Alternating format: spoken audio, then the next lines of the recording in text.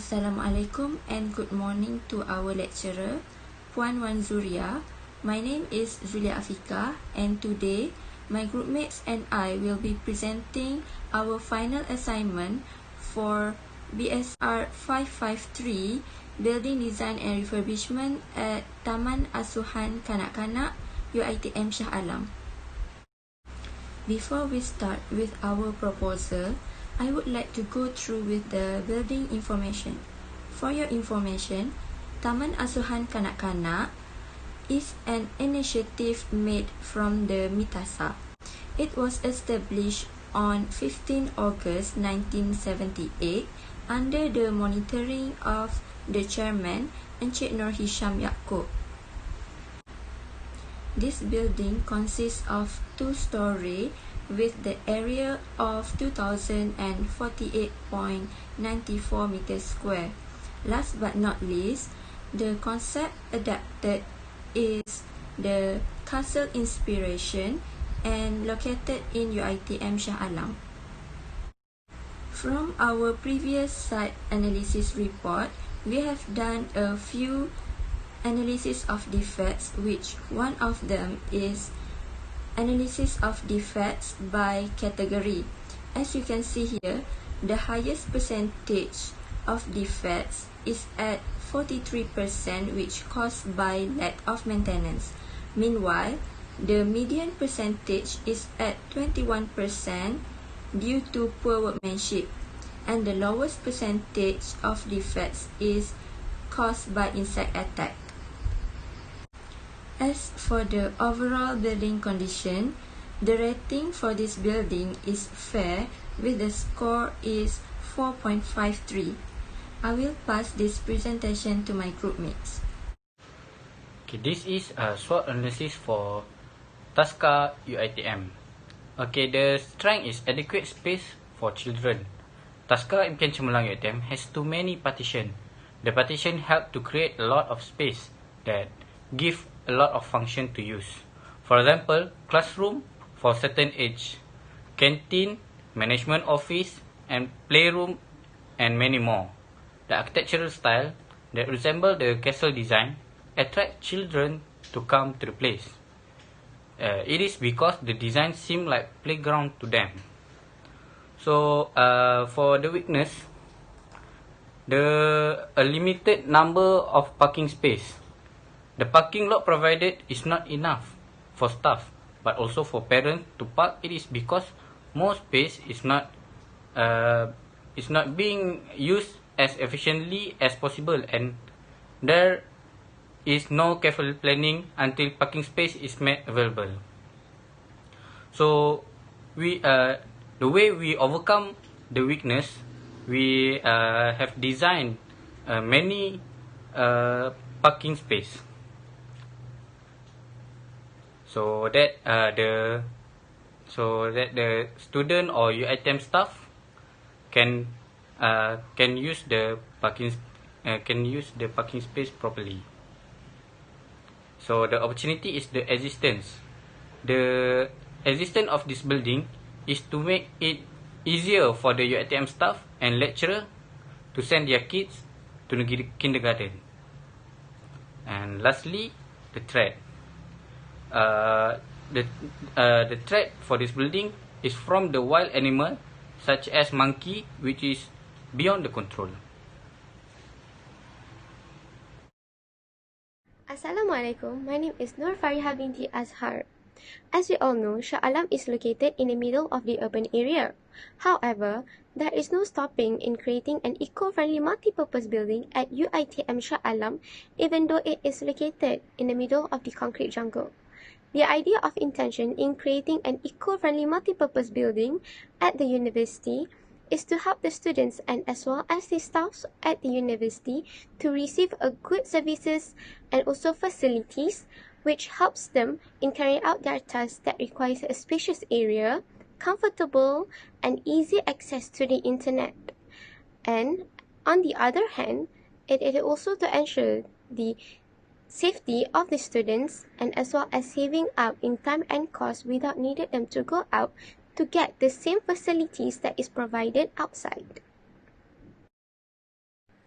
Our proposed building is named as One-Off Center or OOC. This One-Off Center will be providing a complete facilities and services to be used by the students and as well as the staff. It is inspired from the Book Garden or Taman Ilmu, which is located in the UiTM Sri Iskandar Perak, and also the IT Center, which is located in the University of London. These two case studies has the similarities in providing services and facilities to their students and as well as to their staffs. Hi, my name is Binti ROSLAN, and I will explain in detail about bubble diagram and zoning diagram for our building. Diagram above show the bubble diagram for our purpose building, while diagram below show the zoning diagram for the building. We decided to divide the space that consists of hall, mini mart, printing station and surau on the ground floor. As for the first floor, mini library, working station and computer room were provided to ease the student doing their work there. Assalamualaikum, my name is ASHRAF, and for our design material that we will be proposing is, the first one is for the roof material. We will be using roof tiles, and also we will add a skylight roof at the top of the pyramid. And for the ceiling, we will be using a suspended grid ceiling panel and a plaster ceiling. And for wall finishes, we will use a glossy white paint at the internal wall, and we will also be using a weather resistant paint for external wall. And for the partition wall at the internal wall, we will be using a timber partition wall. And moving on to the floor, we will be using a homogeneous ceramic tile with a non-slip type and in white color. And we will also be using a carpet as working station only. And for the door type, the first one is double panel glass door. This is where the aluminium frame will be used at surau and hall. And for the second one is double panel glass door with timber frame will be used at the mini mart and printing station. And for door 3 is single leaf timber panel door that will be used at the lobby.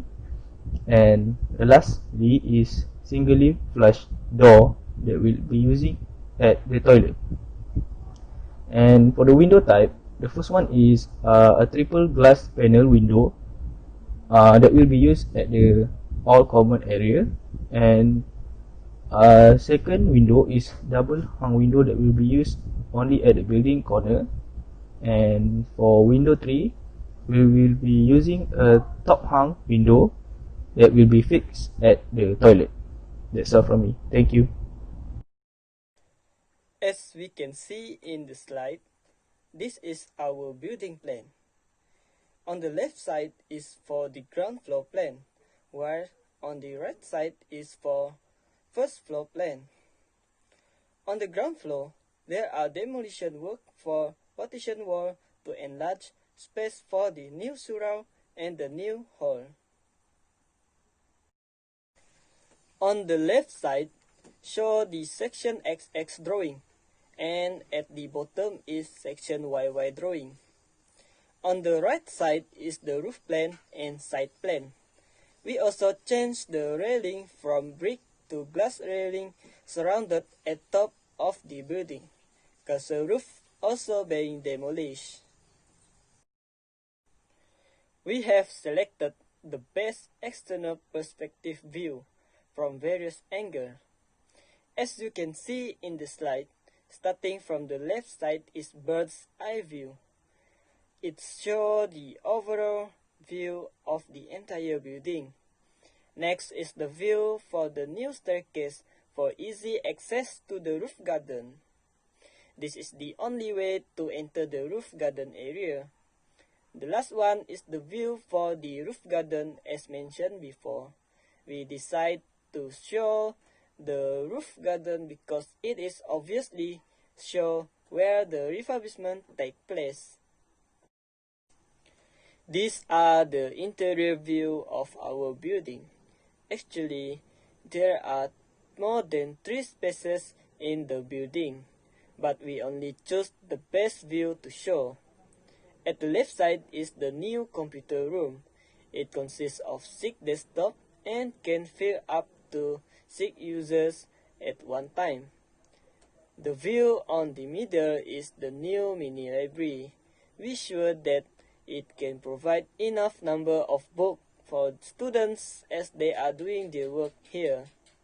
Thus, they can get access to the mini library easily from working station next door. And the last view is for the new hall where students can use this space for group discussion or doing their works in group. In addition, they also can enjoy their food at the hall after buying it from the mini-mart. Okay, for electrical and services, firstly is lighting. We use LED lighting for all common area. And then the lighting, and then the air conditioner. We use 2 types of air conditioner. First, we use a wall-mounted air conditioner, and second, we use ceiling-mounted air conditioner. And then for fire protection system, firstly we have fire hose reel, and then we have water sprinkler, smoke detector, and lastly fire alarm.